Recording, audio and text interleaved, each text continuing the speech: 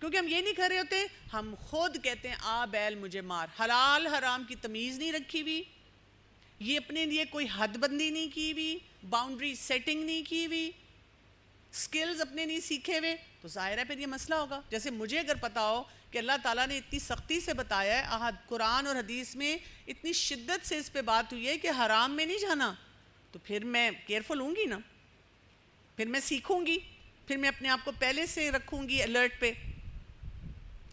ایک بڑی امپورٹنٹ حدیث ہے جس میں رسول اللہ صلی اللہ علیہ وسلم نے فرمایا کہ جب زنا کرنے والا زنا کرتا ہے اس وقت وہ حالت ایمان میں نہیں ہوتا. اسی طرح جو نشہ کرنے والا ہے جب وہ نشہ کرتا ہے وہ بھی حالت ایمان میں نہیں ہوتا. جب چور چوری کرتا ہے وہ بھی اس وقت مومن نہیں ہوتا. تو اس سے ہمیں کیا پتہ چلتا ہے؟ یہ بہت اہم حدیث ہے. اس کا مطلب یہ ہے کہ جب دینی اعتبار سے ہمیں جو بات پتہ چلتی ہے وہ کیا ہے، کیونکہ ایمان ایک فلکچویشن ہے، ایمان ایک سٹریٹ لائن نہیں ہے کہ آپ ہر وقت ایک سٹیٹک طریقے سے ایمان کی حالت میں ہیں. ایمان کبھی بڑھتا ہے کبھی گھٹتا ہے. جیسے ای سی جی ہے، زندہ ہم کب ہوتے ہیں؟ جو ہمارے دل کی دھڑکن کو اگر مانیٹر کیا جائے ای سی جی کو، تو کبھی وہ اوپر جا رہی ہیں فلکچویشن، کبھی نیچے آ رہی ہیں. اسی سے ہمیں پتہ چلتا ہے کہ جی ہم زندہ ہیں. تو ایمان بھی کبھی بڑھتا ہے کبھی گھٹتا ہے. تو جب ایمان کبھی بڑھ رہا ہے اور اس میں موڈز بھی ہمارے کبھی اوپر جا رہے ہیں کبھی نیچے آ رہے ہیں، تو اس حدیث سے ہمیں یہ پتہ چلتا ہے کہ جب میرا ایمان لو ہوگا تو میرے چانسز غلط کام کرنے کے کیا ہو جائیں گے؟ زیادہ ہو جائیں گے، بڑھ جائیں گے. تو میں نے پہلے ہی ہائی الرٹ پہ ہو جانا ہے. جیسے جب بارشیں ہوتی ہیں، مونسون آتا ہے، تو ہمیں پہلے سے وارننگ دے دی جاتی ہے فلیش فلڈز کی. جو لوگ ان وارننگز پہ عمل کرتے ہیں، اور کوئی ندیاں ہیں، نہریں ہیں، بڑے بڑے نالے ہیں، دریا ہیں، ان کے کنارے ہوتے ہیں، وہ پہلے سے محتاط ہو جاتے ہیں. وہ کہتے ہیں کہ جی فلیش فلڈ کی وارننگ آ گئی ہے. جو اس وارننگ کو نہیں سمجھتے وہ کیا ہوتا ہے؟ بہہ جاتے ہیں پھر اس میں. تو یہ حدیث ہمیں یہ بتا رہی ہے کہ کوئی انسان کلی طور پہ برا نہیں ہوتا، لیکن اس کا کوئی ویک مومنٹ آتا ہے. ایک ویک مومنٹ آیا. مثلاً آج کل کے ایک اور بہت بڑا نشہ جو ہے وہ محبت کا نشہ ہے. تو اب کیا ہوا؟ امی ابو سے لڑائی ہوئی، موڈ خراب، کھانا بھی نہیں کھایا، نیند ویسے ہی نہیں پوری ہوتی کیونکہ ہمیں رات کو سونے کی عادت ہی نہیں ہے. رات کو کون جلدی سوتا ہے؟ ٹھیک، تو ہم تو نہیں ایسی بورنگ زندگی گزارتے. اب کیا ہوا ہے؟ اب اس سارے پیکج کے ساتھ جو کہ موڈ کو بھی لو کر رہے ہیں، ایمان کو بھی لو کر رہے ہیں، اللہ سے بھی شکوے ہو رہے ہیں، اللہ تعالیٰ مجھے ایسے امی ابو کیوں دیا، ایسا گھر کیوں دیا، مجھے امیر گھر میں پیدا کیوں نہیں کیا، مجھے یہ کیوں نہیں دیا. ہم اپنی چیک لسٹ کھول کے بیٹھے ہوئے. اسی وقت ہم نے سامنے اپنا اسکرین بھی کھولی ہوئی ہے، تو کوئی انسٹا پہ میسج بھیجتا ہے، ہیلو کیا حال ہے. اب وہ تو بڑا اچھا لگتا ہے، ویک مومنٹ ہے. آپ فوراً اس سے کچھ نہ کچھ جملہ لکھ دیتے ہیں، کہتے ہیں چلو ایسے ہی بور ہو رہی ہوں نا، موڈ خراب ہے نا، ذرا موڈ اچھا کر لوں.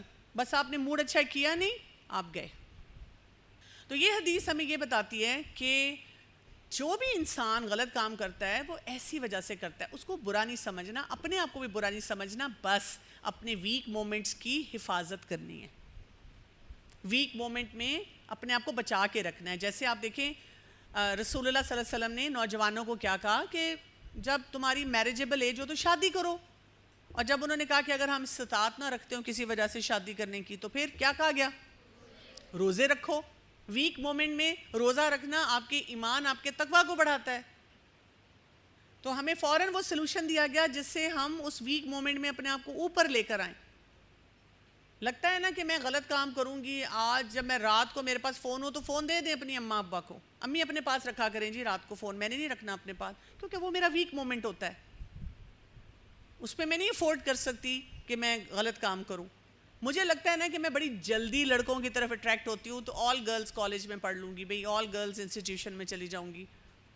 وہ ویک مومنٹ میرے بہت زیادہ جلدی آ جاتے ہیں. مجھے غصہ بہت جلدی آتا ہے، اس وجہ سے میں غلط فیصلے کر لیتی ہوں.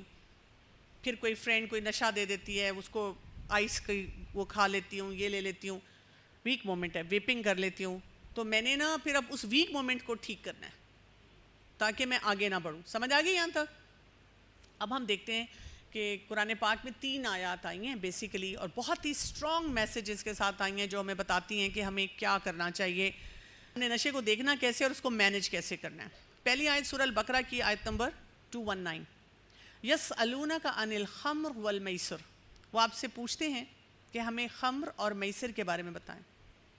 آپ دیکھیں صحابہ کرام کا طریقہ یہ تھا، کیونکہ وہ جنت میں جانا چاہتے تھے، ان کا ٹارگٹ بہت بڑا تھا، سوچ بہت اونچی تھی، بہت فوکس تھی، اس وجہ سے وہ سوال پوچھتے تھے۔ ہم کہتے ہیں پڑھو ہی نہ، پڑھیں گے یا پوچھیں گے تو وہ کرنا پڑ جائے گا۔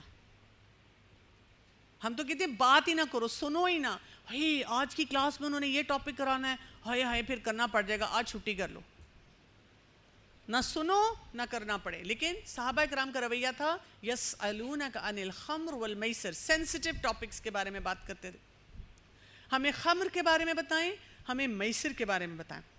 کیا کہا گیا آگے؟ قل فیہما اثم کبیر، آپ بتا دیجئے ان کو، ان دونوں میں بہت بڑا گناہ ہے، اثم بھی ہے، اثم کہتے ہیں بہت بڑے گناہ کو، جیسے ایک جانور ہے، جیسے اونٹ ہے، اگر اس کو باندھا جائے اور وہ رسی توڑوا کے بھاگ جائے، اس کو ایک باؤنڈری دے دی گئی کہ بھئی یہیں تم نے رہنا ہے، لیکن وہ رسی توڑوا کے بھاگتا ہے، تو یہ ایسا گناہ ہے، آپ کو پتہ ہے یہ چیز ٹھیک نہیں ہے، دکھا دیں کوئی medical fact, scientific fact, psychology کا فیکٹ، اینتھروپولوجی کا فیکٹ، دینی فیکٹ، جس سے یہ پروو ہو جائے کہ یہ چیز ٹھیک ہے، خمر ٹھیک ہے، میسر ٹھیک ہے۔ اب یہ ہے کیا، اس پہ بھی ہم بات کرتے ہیں۔ اثم کبیر، گناہ ہے یہ، اور آپ کھلم کھلا کرتے ہیں۔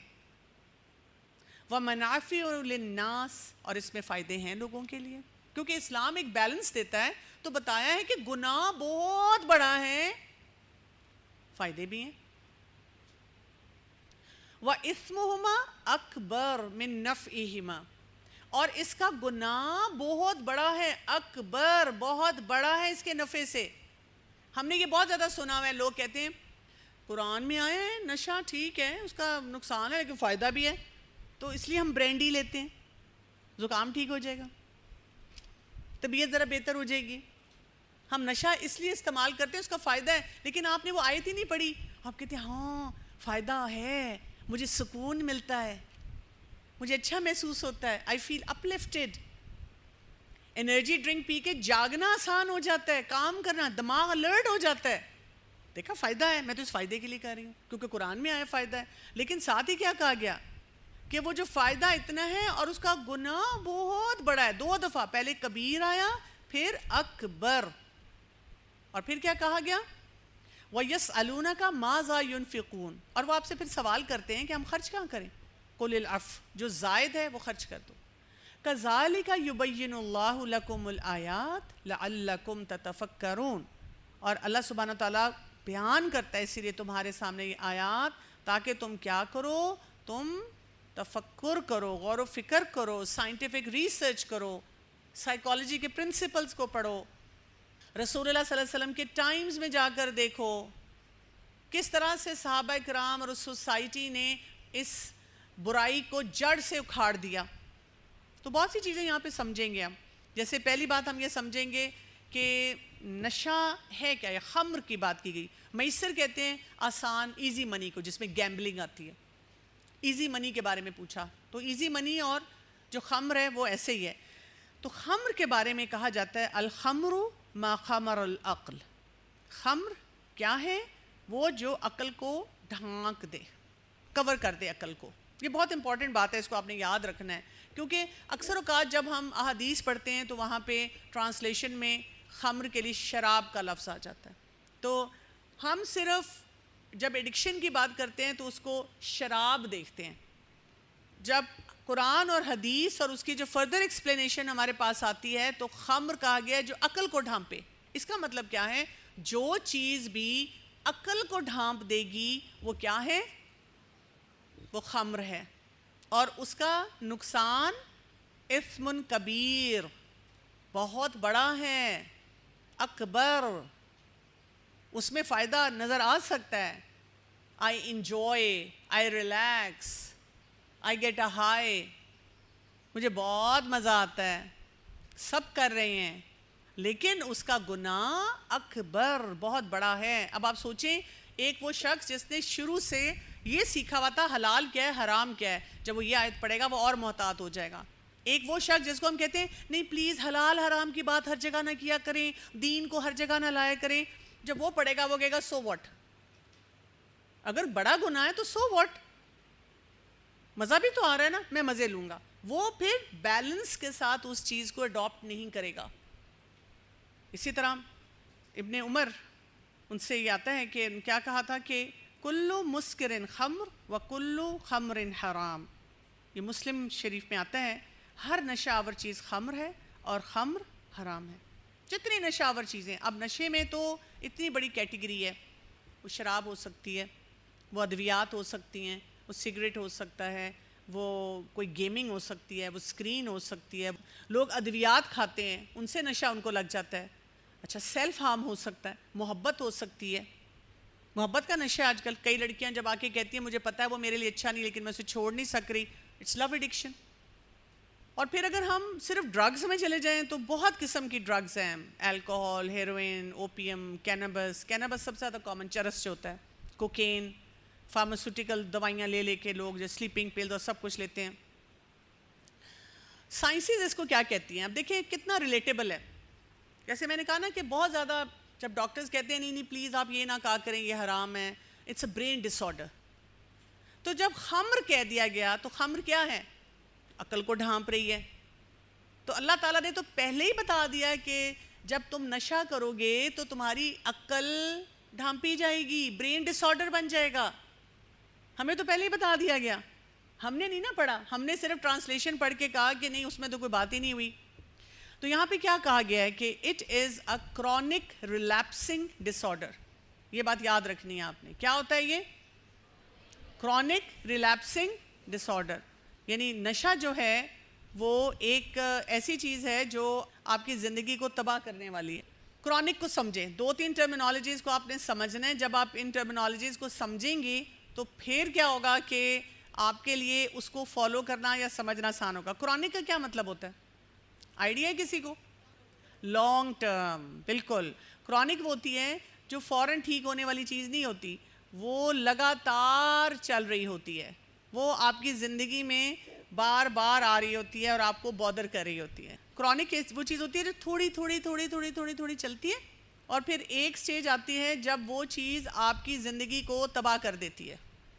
یہ ہوتی ہے کرونک. جیسے شوگر کا مریض, ایک دن کوئی اٹھتا ہے, طبیعت خراب ہوتی ہے, ہاسپٹل جا کے ٹیسٹ کراتے ہیں اور وہ کہتے ہیں مجھے تو شوگر ہوگی, پتہ نہیں کیا ہوا, کل گلاب جامن کھائی تھی شاید اس سے ہوگی, بچے نے بات نہیں سنی تھی طبیعت خراب رہی اس سے ہو گئی. نہیں, آپ جب پیدا ہوئے تھے اور اس وقت شروع میں آپ کے والدین آپ کے لیے کھانے پینے کے لائف سٹائل کے جو فیصلے کر رہے تھے, فیڈر چوسنیاں دے رہے تھے, چینی بہت زیادہ کھلا رہے تھے, جنک کی اجازت دے رہے تھے, پھر آپ ٹین ایج میں آئے, پھر آپ نے خود بہت زیادہ تباہیاں پھیری اور کہا مجھے تو کچھ بھی نہیں ہوتا, میں تو سب کچھ کھاتی ہوں, گند بلا, نوڈلز پتہ نہیں کیا کیا آرڈر کر کے, کچھ بھی نہیں ہوتا مجھے.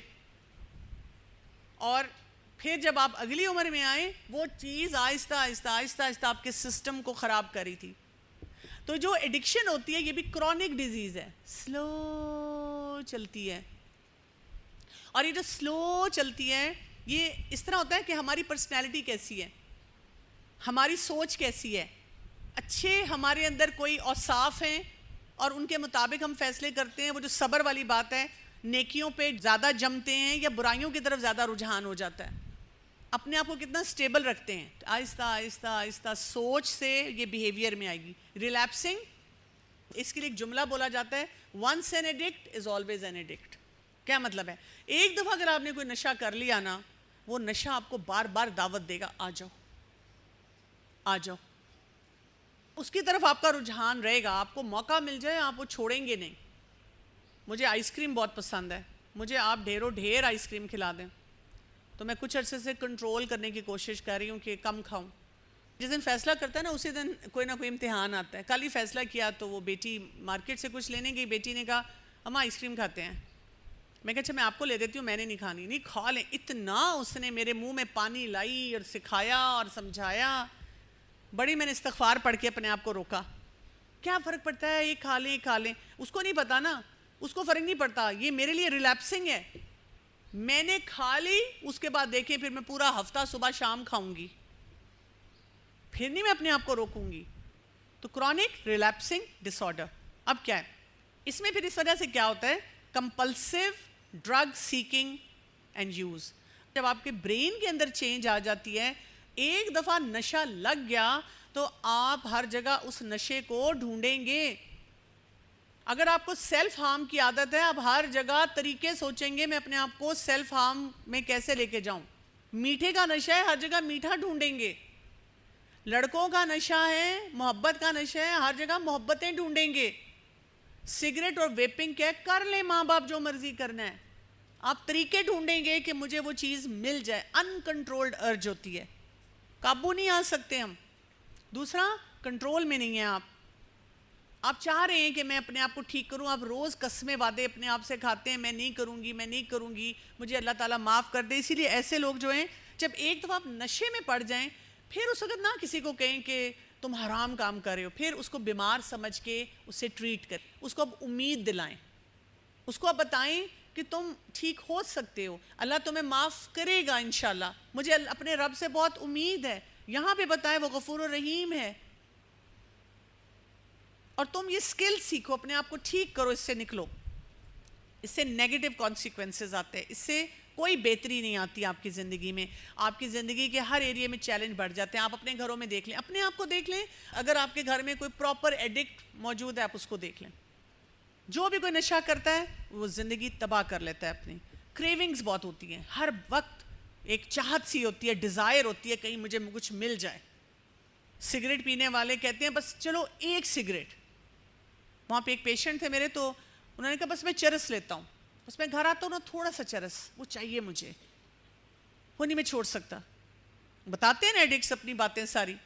اور ڈپینڈنس ان کی ہوتی ہے، یعنی ڈپینڈنس کا کیا مطلب ہوتا ہے کہ وہ پہلے تھوڑی ڈوز سے شروع کرتے ہیں، پھر وہ بڑھتی جاتی ہے. آپ دیکھیں اسکرین کا دیکھ لیں، آپ نے جب نیا فون ملا امی نے کہا تم نے زیادہ نہیں یوز کرنا، آپ کہتے بس 1 گھنٹہ، وہ پتہ ہی نہیں چلتا 6 دن کے بعد 9 گھنٹے 10 گھنٹے. چھٹیوں میں تو ہم 23 گھنٹے سوتے نہیں ہیں، ساری ساری رات جاگ کے گیم کھیلتے ہیں، اور پتہ نہیں کیا کیا ہارر موویز دیکھتے ہیں. لوگوں کو ہارر موویز دیکھنے کا اتنا نشہ ہے، اور اتنی سک قسم کی وہ فلمیں اور سک قسم کی وہ ساری چیزیں جو کہ دیکھ دیکھ کر پتہ نہیں کیا لطف حاصل کرتے ہیں. اور اگر ہم ڈرگس کو دیکھ لیں تو ان کا دماغ کے اوپر بڑا اثر ہوتا ہے. خمر کیسے، مثلا کوئی ڈپریسنٹ ہے تو وہ کیا کرے گا، وہ آپ کی عقل کو کیسے ڈھانپے گا، آپ کے برین کی ایکٹیویٹی کو سلو کر دے گا. اسٹیمولنٹ ہے، جگانے والی چیز ہے، تو وہ کیا کرے گا، وہ آپ کو بلڈ پریشر بھی دے گا، وہ آپ کو ہائپر کرے گا نا، جگانا ہے اس نے، آپ کے دل کو متاثر کرے گا. اوپیائڈز ہیں تو وہ پھر ڈپریس کر رہے ہیں. کچھ ایسے ہیں جو کہ جس سے انزائٹی آپ کی بڑھ جاتی ہے. تو جو بھی شخص ڈرگس کو استعمال کرے گا، فیلنگز ختم ہو جاتی ہیں، اس کو فرق نہیں پڑتا کسی چیز سے، اپنے لیے کوئی احساس رہتا ہے نہ کسی اور کے لیے، موٹیویشن نہیں رہتی زندگی میں. اسی لیے آپ دیکھیں بہت سے اسٹوڈنٹ جب کسی نشے میں ہوتے ہیں تو ان کی پڑھائی چھوٹ جاتی ہے، ان کو امید نہیں رہتی اپنے آپ سے اچھی، زندگی ختم، ڈپریسڈ ہیں، کوئی چیز زیادہ دیر کے لیے انجوائے نہیں کر سکتے، مزہ نہیں آتا ان کو کسی چیز میں.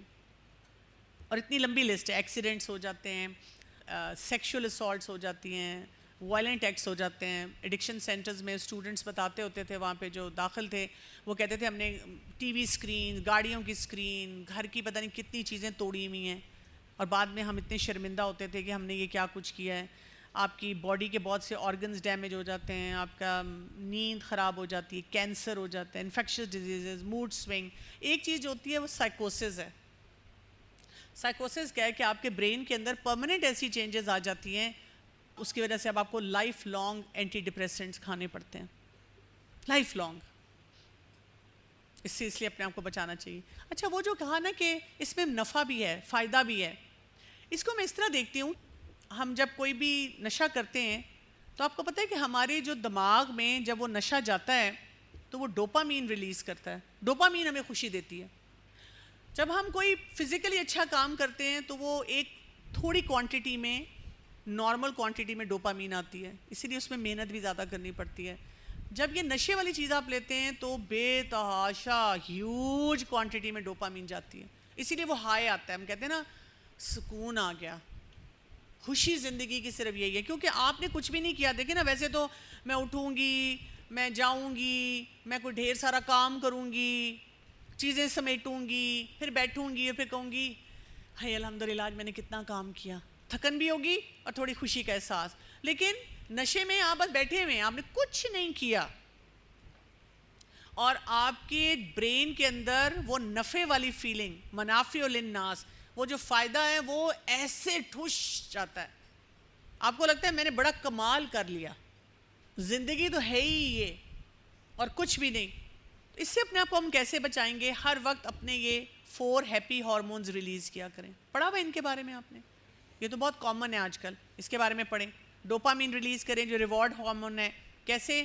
جیسے آپ یہاں پہ کورس کر رہے ہیں اور اتنی گرمی میں آتے ہیں، جبکہ بہت سے آپ کے جو ساتھی ہیں وہ مزے کر رہے ہیں، گھروں میں سوئے ہوئے ہیں، جو آپ کو یہ بتاتے ہیں نا شکر ہے میری امی تو جو ہے الہدا نہیں جاتی، شکر ہے میری امی قرآن درس میں نہیں جاتی، میں تو سو رہی ہوں، میں تو انجوائے کر رہی ہوں، میں تو رات کو سارا سیزن دیکھا. اور آپ کہتے ہیں اے اللہ مجھے تو صبح صبح اٹھنا ہے، جانا ہے، اسائنمنٹ بھی کرنی ہے، یہ کام بھی کرنا ہے. تو ڈوپامین کیا ہے؟ آپ خوشی خوشی آئیں کہ اللہ تیرا شکر ہے میں کوئی کنسٹرکٹیو چیز سیکھ رہی ہوں. جب کوئی اچھا کام کریں اپنے آپ کو شاباش دیں. اپنا ناشتہ بنائیں، شاباش دیں. ناشتہ کر لیں، شاباش دیں. منہ ہاتھ دھوئیں، اپنے آپ کو شاباش دیں. کسی ایک بچی نے مجھے کہا میں کچھ بھی نہیں سارا دن کرتی. میں کہا کچھ بھی نہیں؟ کہتی کچھ بھی نہیں. میں کہا منہ دھوتی ہو؟ کہتی ہاں. میں کہا تو اپنے آپ کو شاباش دیتی ہو؟ نہیں. تو آپ نے فیکچولی منہ دھویا ہے نا. کتنے لوگوں کو یہ بھی توفیق نہیں ہوتی منہ دھونے کی. تو اپنے آپ کو شاباش دیں. آپ نے دعا پڑھی ہے، شاباش دیں. ہم کہتے ہیں بس ایک ہی دعا پڑھی ہے نا، سب تو اتنی ساری کتاب پڑھ لیتے ہیں. تو آپ تو شاباش تو دیں میں نے ایک دعا پڑھی. اس سے ڈوپامین ہیلدی اماؤنٹ میں جائے گا، پھر آپ موٹیویٹ ہوں گے کہ میں اور کام کروں. آکسیٹوسن ریلیز کریں، لو ہارمون ہے. فزیکل ٹچ سے آتا ہے. حرام ٹچ کے لیے ہم تیار ہیں، حلال کے لیے نہیں. بھائی ساتھ بیٹھے ہم کہتے ہیں پیچھے ہٹو. کیا مصیبت ہے، ہماری گاڑی میں ٹھوس ٹھوس کے سارے بیٹھ جاتے ہیں. ہم کسی کے ساتھ بیٹھیں، مطلب آپ وین میں آ رہے ہیں، گاڑی میں آ رہے ہیں، مسکرا کے سلام کر رہے ہیں، ہم یوں منہ بنا کے دیکھ کے یوں کونے میں دوسری طرف شکل. امی کو گلے لگائیں. امی بلکہ کہتی ہیں آؤ بیٹا مجھے پیار دو. نہیں نہیں نہیں، آپ سے نہیں مجھے پیار ہونا چاہیے. حلال پیار ہو گیا تو پھر فائدہ کیا؟ تو ٹرسٹ ڈیولپ ہوتا ہے اس سے جب آپ امی کو پیار کرتے ہیں اور امی کے پاؤں پہ لوشن لگاتے ہیں. ہم اپنے سارے کام ان سے کرا لیتے ہیں لیکن وہ ریلیشن شپ نہیں بلڈ کرتے گھر والوں سے. سیروٹونن ریلیز کریں. یہ کیا ہوتا ہے؟ ول پاور کا ہارمون ہوتا ہے. اور یہ صدقہ دینے سے، والنٹیئر کرنے سے، یہاں آپ آتے ہیں، آپ اپنی کلاسز کے بعد والنٹیئر کریں، میں ڈیسک ٹھیک کروں گی، میں یہ کروں گی، آپ خود بخود ہیلدی ہوتے جائیں گے. آپ کو اپنی ویلیو لگے گی. کوئی آپ سے کوئی کام کہہ دیتا ہے. انڈورفن ریلیز کریں جو آپ کو کام کرتا ہے. یہ ایکسرسائز کرنے سے آتا ہے، تھوڑا سا فزیکلی ایکٹیو ہونے سے آتا ہے. سارا دن بسترے میں لیٹنے سے انڈورفن ہی ریلیز ہوگا. تو جب آپ ہیلدی ہارمون نہیں ریلیز کریں گے تو پھر وہ ایڈکشن والی چیز آپ کو بہت فائدہ مند نظر آئے گی. ٹھیک ہے، تھوڑا سا آگے بڑھتے ہیں. سورہ نساء کی آیت نمبر 43. اب اگلا حکم آ گیا. پہلی بات کیا سمجھنے کی ہے؟ یہ حرام ہے، اس میں بہت بڑا گناہ ہے، تاکہ ہم پہلے سے محتاط رہیں اور اپنے سکلز پہ کام کریں. غور و فکر کریں کہ بھی کون سے سکلز میں نے اپنی زندگی میں لانے تاکہ یہ بیماری نہ آئے میرے تک. دوسری بات یا ایھا الذین آمنو. اب بتایا گیا، اب جھنجھوڑا جا رہا ہے ایمان والوں کو. اے ایمان والو لا تقربوا الصلاۃ وانتم سکارا. نماز کے قریب بھی نہ جانا جب تم نشے کی حالت میں ہو. اب نماز ہم نے دن میں کتنی دفعہ پڑھنی ہے؟ 5 دفعہ فرض ہے. وہ انسان جو سمجھتا ہے حلال حرام کو، اس کو پتہ ہے کہ یہ غلطی نہیں میں کر سکتا. وہ جو گناہوں کی کیفیت کو انڈرسٹینڈ کرتا ہے، اس کو یہ پتہ ہے میں نے 5 وقت کی نماز پڑھنی ہے. تو اب یہاں پر یہ بتا دیا گیا کہ 5 وقت کی نماز تو تم نے پڑھنی ہی پڑھنی ہے. اور اب 5 وقت کی نماز کے علاوہ ٹھیک ہے تم نے کچھ نشہ کرنا ہے کر لو، لیکن یہ نہ ہو کہ نماز پہ اس کا اثر جائے. یعنی نماز پڑھیں سوچیں اس کے بعد میں ان سے باتیں کروں گی. نماز میں یہ سوچ رہے ہیں، نماز پڑھ رہے ہیں اور کیا کریں؟ اللہ سے کوئی تعلق نہیں بنا رہے. سوچیں ہائے ہائے ہائے گیم میں پتہ نہیں سب کیا کر رہے ہوں گے، ہائے ہائے ہائے جلدی پڑھو جلدی پڑھو جلدی پڑھو، پھر وہ آن لائن گیم میں جا کے یہ کرنا تھا. اسکرین کا نشہ ٹوٹ رہا ہے. تو نماز میں اگر جن چیزوں کے اثرات جا رہے ہیں اس چیز کو پیچھے کرنا ہے, نماز کو نہیں. کچھ لوگ کیا کہتے ہیں, دیکھیں نا یہ کہا گیا ہے کہ لا تقربوا الصلاۃ وانتم سکارا, تم نماز نہ پڑھو جب تک نشے کی حالت میں ہو, کیونکہ میں تو ہر وقت نشہ کرتی ہوں تو پھر تو میں نماز نہیں پڑھ سکتی. یہ مطلب نہیں ہے. مطلب یہ ہے کہ نماز تو پڑھنی ہی پڑھنی ہے. ایمان والا انسان تو سوچ نہیں سکتا کہ میں نے 5 وقت کی نماز نہیں پڑھنی. یہ تو آج کل کے مسلمانوں کا چیلنج ہے نا, وہ کہتے ہیں الحمدللہ آئی ایم اے مسلم, لیکن میں نماز تب پڑھوں جب میرا دل چاہے, جب میں کنونسڈ ہوں. یعنی رسول اللہ صلی اللہ علیہ وسلم کے ٹائم سے آنورڈ آپ صحابہ کرام صحابیات کی زندگی اور آنورڈ سب لوگوں کو دیکھیں, جو مسلمان ہوا نماز, it's like oxygen for us.